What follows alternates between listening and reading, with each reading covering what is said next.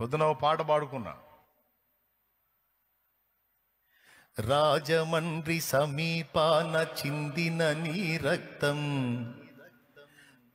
రక్కసి మూకల మార్పుకు మొరపెట్టును నిత్యం. చంపగలుగు వాడెవ్వడు నిజముగా నిన్ను, చంపగలుగు వాడెవ్వడు నిజముగా నిన్ను. చావును గెలిచిన యేసే లేపుతాడు నిన్ను. ఏమండి, పొద్దున్న ఏదో నా ఆనందం కోసం నేను పాడుకున్నా.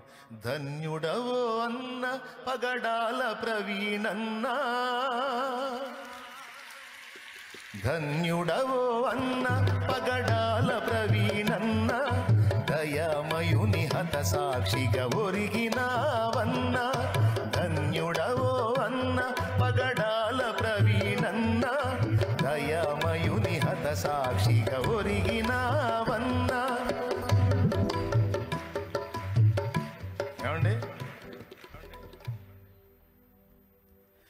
గొప్ప గొప్ప సేవకులకు దక్కే ఈ భాగ్యం, హతసాక్షుల కవిలెలోన దక్కే నీకు స్థానం.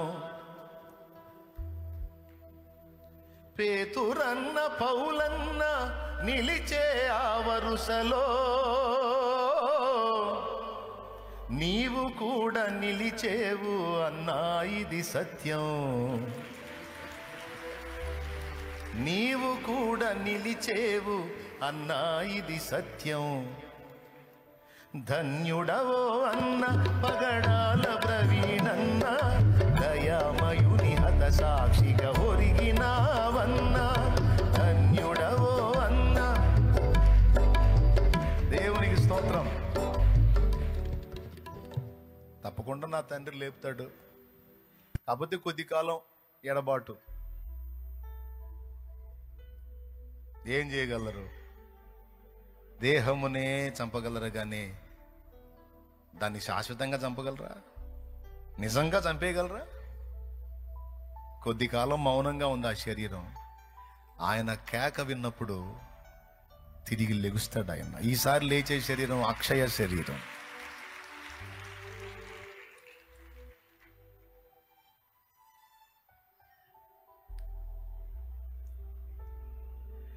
యేసుని వార్తను చాటగా పయనము చేస్తూ, యేసుని వార్తను చాటగా పయనము చేస్తూ, ఉన్మాదుల చేతులలో బలి అయిపోయావు. మత ఉన్మాదుల చేతులలో బలి అయిపోయావు. మూర్ఖులకు తెలియదు క్రైస్తవ్యం పుట్టుక, క్రీస్తు శిలువ శ్రమలలోనే పుట్టే సంఘ కన్యక.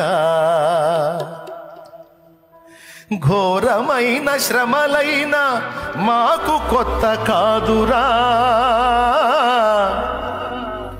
ఘోరమైన శ్రమలైన మాకు కొత్త కాదురా.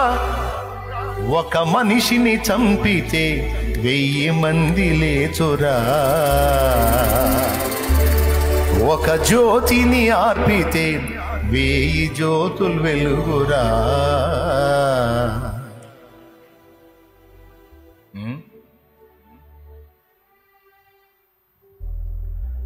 వేట కుక్కల్లాగా పొంచి ఉంటారు సాతాను సంబంధులు.